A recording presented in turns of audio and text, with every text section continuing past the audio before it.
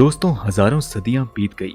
ना जाने कितनी सभ्यताएं विकसित हुई और खत्म हो गईं, और हमारी पृथ्वी पर डायनासोर्स ने करीब 25 करोड़ साल तक राज किया, जिसके बाद इनकी भी सभ्यता और जीवन हमेशा के लिए नष्ट हो गया। और बाद में इंसानों का पृथ्वी पर आगमन हुआ, जिन्होंने अपने सोचने समझने की शक्ति से पृथ्वी को बदल डाला। और इसी कारण आज हमारे पृथ्वी पर इंसानों का राज है। इस पृथ्वी पर आज भी कई जानवरों के जीवन फल फूल रहे हैं। उनकी अपनी सभ्यताएं हैं, लेकिन उनमें से इंसान का ही जीवन काफी विकसित हुआ है। आज इंसानों ने तकनीक के मामले में, अपनी इंटेलिजेंस के मामले में और अपनी दूरदृष्टि के मामले में महारत हासिल की है। ये ब्रह्मांड और दुनिया हमेशा से इंसानों के लिए चर्चा का विषय रही हैं। आज के समय में विज्ञान ने भले ही इतनी तरक्की क्यों ना कर ली हो, लेकिन हमारी धरती पर कई ऐसे रहस्य मौजूद हैं जो कि विज्ञान के सामने आज भी एक पहेली बने हुए हैं। लेकिन ना जाने कितने दशकों से इंसान के मन में ये सवाल उठते थे कि पृथ्वी पर जीवन का जन्म कैसे हुआ, ये ब्रह्मांड कैसे बना और ये दुनिया कैसे बनी। इस सवाल के खोज में कई वैज्ञानिकों ने अपनी आधी तो क्या, सारी की सारी जिंदगी लगा दी, ताकि हम ये जान सकें कि पृथ्वी पर जिंदगी कहां से आई। आज हमारी दुनिया में 7 अरब से भी ज्यादा लोग रहते हैं, जिनके दिलो दिमाग में कई ऐसे सवाल आते हैं, लेकिन उनका जवाब उन्हें नहीं मिल पाता है। लेकिन उन तमाम सवालों का जवाब हम आपको आज की इस वीडियो में देने वाले हैं। तो बिना समय गवाए हम इस वीडियो का आगाज करते हैं। लेकिन दोस्तों, वीडियो शुरू करने से पहले आप हमें सब्सक्राइब कर लें और बेल आइकन भी दबा दें। दोस्तों, पृथ्वी पर जीवन का बीज कैसे बोया गया, इसके लिए हम जानते हैं पृथ्वी का, और उससे भी पहले इस ब्रह्मांड का निर्माण कैसे हुआ। इसके लिए आपको समय में लगभग 13 अरब साल पीछे जाना होगा, जहां पर पूरा यूनिवर्स एक परमाणु जितने छोटी सी जगह में सिमटा हुआ था। इतनी कम जगह होने के कारण प्रेशर और तापमान बढ़ता गया, जिस कारण एक जोरदार धमाका हुआ और इसी के परिणाम स्वरूप ब्रह्मांड का निर्माण हुआ। और ये धमाका इतना जोरदार था कि ब्रह्मांड आज भी फैलता जा रहा है। और इस धमाके के कारण बहुत सारा मैटर और गैस पूरे ब्रह्मांड में फैल गया, और इसी के साथ साथ स्पेस और टाइम की भी शुरुआत हुई।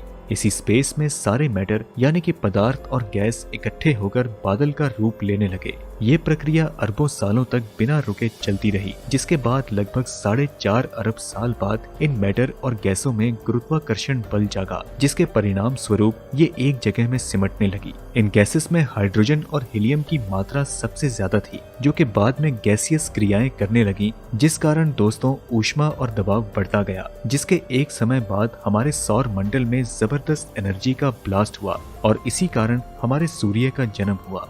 इसी तरह और भी ब्रह्मांड में कई सूर्य का उदय हुआ, जिन्हें आज हम सितारे कहते हैं। इन्हीं सारे सूरजों ने मिलकर हमारी गैलेक्सी मिल्की वे और अन्य गैलेक्सीज का निर्माण किया।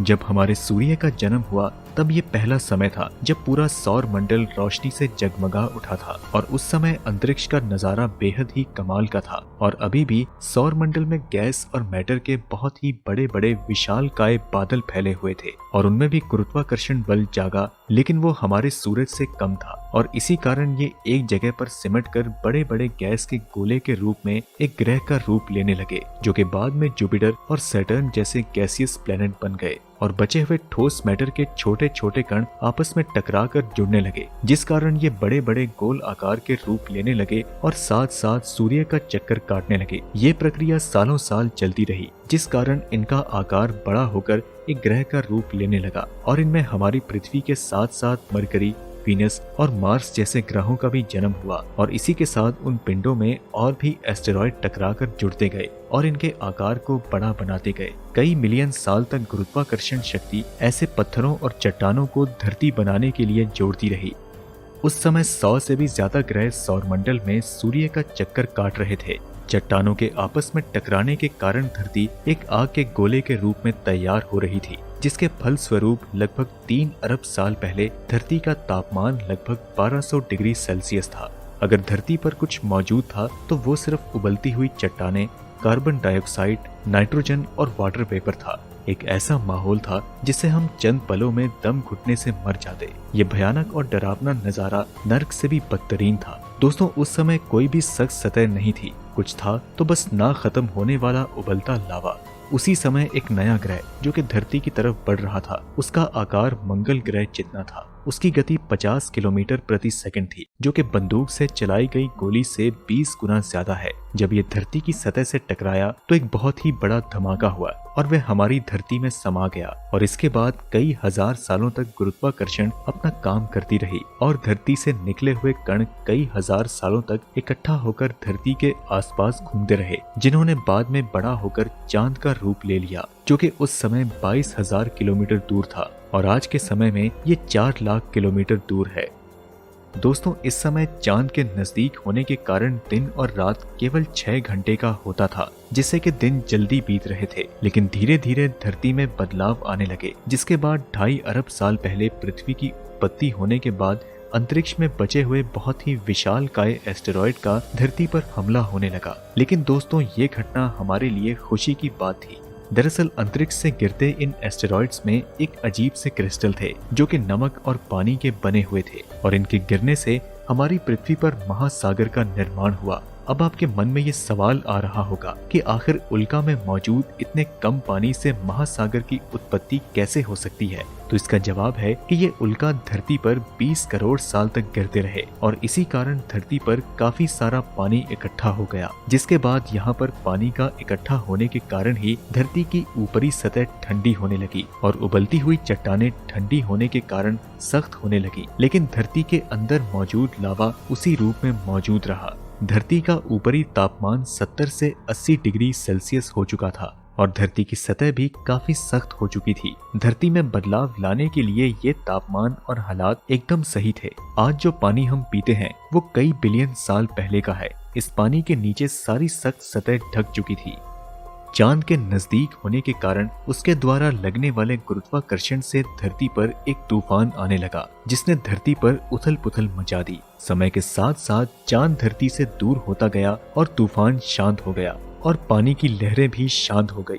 अब धरती की छाती से लावा फिर से निकलने लगे, जिस कारण छोटे छोटे द्वीप और महाद्वीप बनने लगे। अब दोस्तों, 2 अरब साल पहले धरती पर पानी भी पहुंच चुका था और ज्वालामुखी फूट फूट कर छोटे छोटे द्वीप बना रही थी। लेकिन एस्टेरॉयड्स की बारिश अभी भी रुकी नहीं थी। पानी और नमक के अलावा ये एस्टेरॉयड और भी बहुत कुछ ला रहे थे, कुछ ऐसे खनिज पदार्थ जो कि जीवन की उत्पत्ति करने के जिम्मेदार थे, और ये खनिज पदार्थ थे कार्बन और अमीनो एसिड। ये दोनों तत्व पृथ्वी पर पाए जाने वाले हर जीव जंतु और पौधों में पाए जाते हैं। ये एस्टेरॉयड पानी में 3000 मीटर नीचे चले जाते थे, जहाँ पर सूरज की किरणें नहीं पहुँच पाती थी। धीरे धीरे ये एस्टेरॉयड ठंडे होकर जमने लगे और उन्होंने एक चिमनी का निर्माण करना शुरू कर दिया, और ज्वालामुखी में पड़ी दरारों में पानी जाने से धुआं इन चिमनियों से निकलने लगा और पानी में केमिकल का घोल बन गया। इसी बीच पानी में मौजूद केमिकल्स के बीच एक ऐसा रिएक्शन हुआ जिससे माइक्रोस्कोपिक जीवन यानी कि एक माइक्रो ऑर्गेनिज्म जीव का प्रारंभ हुआ। इसी समय पानी में एक सिंगल सेल बैक्टीरिया उत्पन्न हो चुके थे।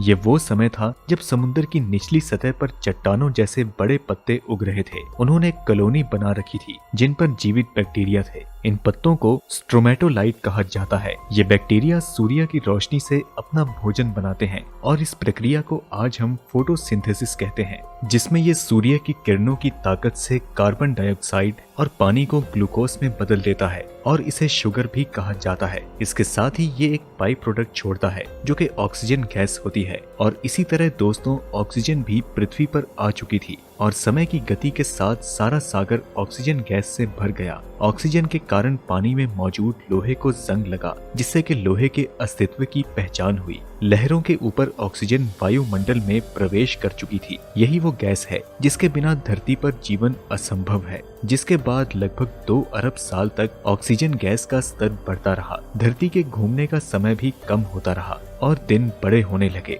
1.5 बिलियन साल पहले दिन 16 घंटे के होने लगे। कई मिलियन साल बाद सागर के नीचे दबी धरती की ऊपरी सतह कई बड़ी प्लेटों में बट गई। धरती के नीचे फैले लावा ने ऊपरी सतह को गतिमान कर दिया। इस गति के कारण सारी प्लेटें आपस में जुड़ गईं और बहुत सारे द्वीप तैयार हुए। लगभग 40 करोड़ साल के समय में धरती का पहला सुपर कॉन्टिनेंट तैयार हुआ, जिसका नाम था रोडिनिया। अब दोस्तों, तापमान कम होकर 30 डिग्री सेल्सियस हो चुका था और दिन 16 से बढ़कर 18 घंटे हो चुके थे। धरती के हालात अभी भी मंगल ग्रह की तरह ही थे, जिसके बाद आज से 75 करोड़ साल पहले धरती के अंदर एक ऐसी शक्ति निकली जिसने धरती की सतह को 2 टुकड़ों में बांट दिया और ये वो शक्ति थी जो कि धरती के नीचे पिघले हुए लावा से पैदा हुई थी, जिसके कारण धरती की ऊपरी सतह कमजोर पड़ती गई और धीरे धीरे दोनों सतहें एक दूसरे से दूर होने लगी और इसी से दो महाद्वीप बने और वो थे साइबेरिया और गोंडवाना।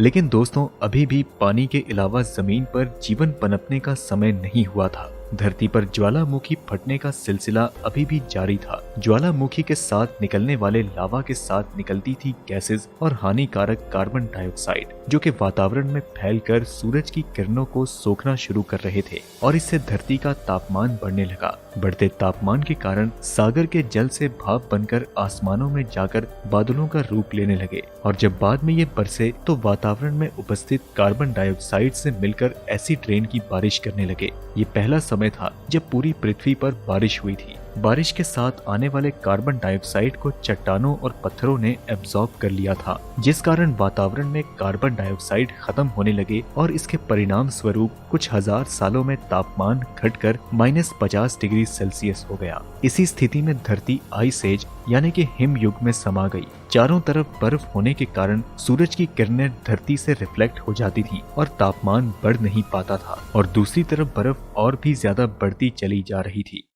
लेकिन दोस्तों, ये घटना जीवन को पनपने से नहीं रोक सकती थी, क्योंकि धरती का केंद्र अभी भी गर्म था। ज्वालामुखियों का फटना भी जारी था, लेकिन बर्फ इतनी ज्यादा हो चुकी थी कि ज्वालामुखी से निकलने वाली गर्मी उसे पिघला नहीं पा रही थी। लेकिन अब कोई भी ऐसा रास्ता नहीं था जो कि कार्बन डाइऑक्साइड को सोख पाता। सारे चट्टान और पत्थर बर्फ के नीचे दब चुके थे। एक बार फिर से कार्बन डाइऑक्साइड ने अपनी ताकत दिखाई और सूरज की गर्मी को सोखा, लेकिन बर्फ को पिघलने पर मजबूर कर दिया। यहाँ तक आते आते दिन भी 22 घंटों के हो चुके थे। बर्फ पिघलते समय सूरज से आने वाली खतरनाक अल्ट्रावायलेट किरणों से एक केमिकल रिएक्शन हुआ, जिससे पानी से हाइड्रोजन पेरोक्साइड बनी और इसके टूटने से ऑक्सीजन। यही ऑक्सीजन गैस जब 50 किलोमीटर ऊपर वातावरण में पहुंची तो वहां भी एक केमिकल रिएक्शन हुआ, जिससे जन्म हुआ ओजोन नाम की एक गैसीय परत का, जो कि सूरज से आने वाली हानिकारक अल्ट्रावायलेट रेस को रोकने लगी। और अगले 15 करोड़ साल तक इस गैस की परत काफी मोटी होती गई, जिस कारण पेड़ पौधे अस्तित्व में आए और ऑक्सीजन की मात्रा बढ़ने लगी। इसके बाद समुद्री दुनिया का जीवन फलने फूलने लगा, लेकिन अभी भी जमीन पर कोई भी कॉम्प्लेक्स जीवन नहीं था। सब कुछ ठीक ठाक चल रहा था।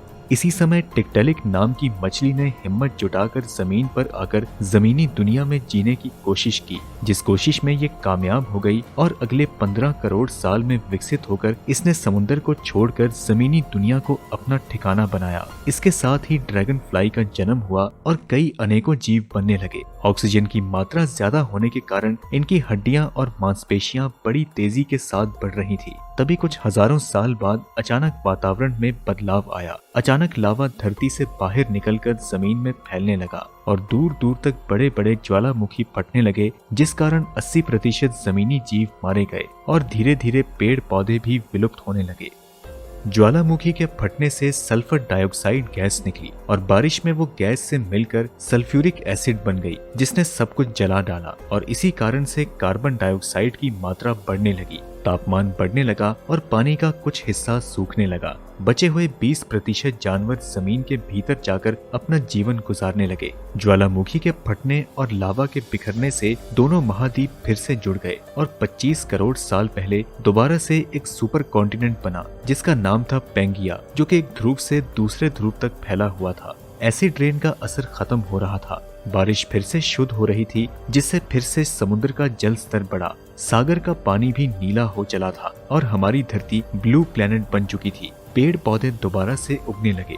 लेकिन उन जानवरों का क्या हुआ जो बच गए थे? दरअसल वे विकसित होकर बड़े आकार में तब्दील हो चुके थे, जो कि अपना शासन और राज पृथ्वी पर करोड़ों साल तक चलाने वाले थे, जिसे हम डायनासोर के नाम से जानते हैं। कुछ डायनासोर शाकाहारी थे तो कुछ मांसाहारी। कुछ डायनासोर उड़ने की ताकत रखते थे और कुछ समुद्री दुनिया को अपना ठिकाना बना चुके थे, और वो नजारा बिल्कुल दूसरी दुनिया का खूबसूरत नजारा हुआ करता था। और इसी तरह दोस्तों, हजारों मुश्किलों के बावजूद पृथ्वी पर जीवन संभव हुआ। लेकिन इसके बाद डायनासोर्स के साथ क्या हुआ और इंसान पृथ्वी पर कहां से आए, ये हम आपको इस वीडियो के पार्ट 2 में बताएंगे।